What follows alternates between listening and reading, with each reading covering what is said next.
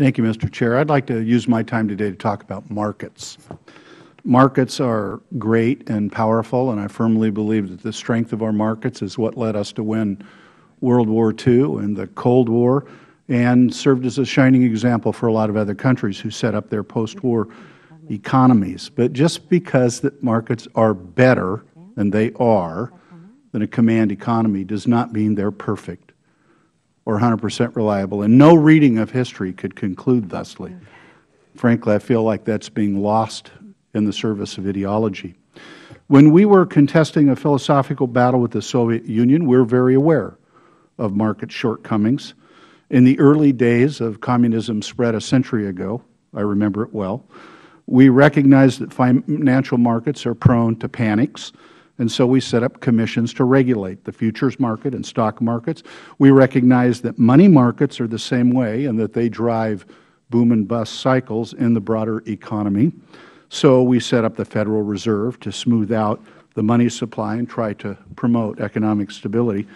We set up the FDIC to try to bring an end to bank runs that happen in a free market for deposits. We set up a whole host of agencies to smooth out the market for home mortgages, and the list goes on and on.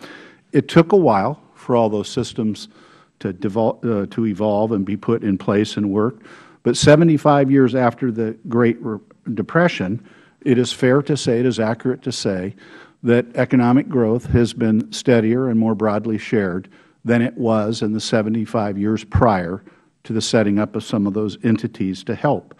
We recognize now that there is inherent volatility, and to, in fact, harness the power of markets and to enable growth that's shared by the masses, if you will, we need to have these entities functioning. And I miss those days. We're having a fight lately over another one of those agencies that was set up to address market failures 80 years ago. We all agree, everybody in this room, that in a perfect world, the Export-Import Bank wouldn't exist. Of course, in a perfect world, neither would the FDIC, neither would the Federal Home Loan Banks. In a perfect world with perfect markets, we wouldn't need to respond to market failures, but markets aren't perfect. In our world, we recognize that even if we could somehow get China and Russia to play by the same rules as everybody else so that we had a level playing field internationally, trade financing markets would still fail in predictable ways. International financing markets would still have panics and would still freeze from time to time.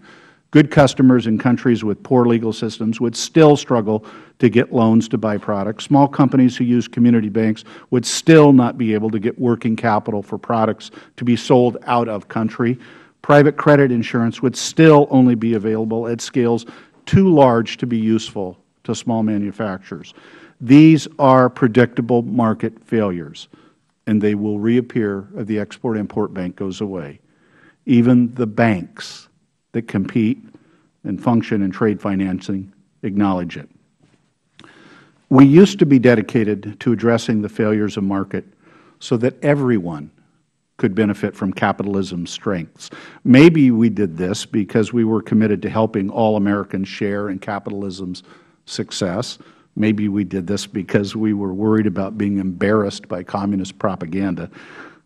Either way, we seem to have lost our way. The Export-Import Bank is good for capitalism, but capitalism's self-appointed defenders frankly seem to have lost sight of that. And I frankly hope we can reverse that mistake before it is too late.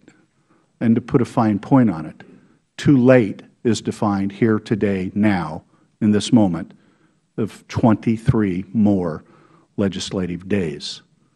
I pray that does not happen. With that, Mr. Chair, I yield back the balance of my time. The gentleman yields back.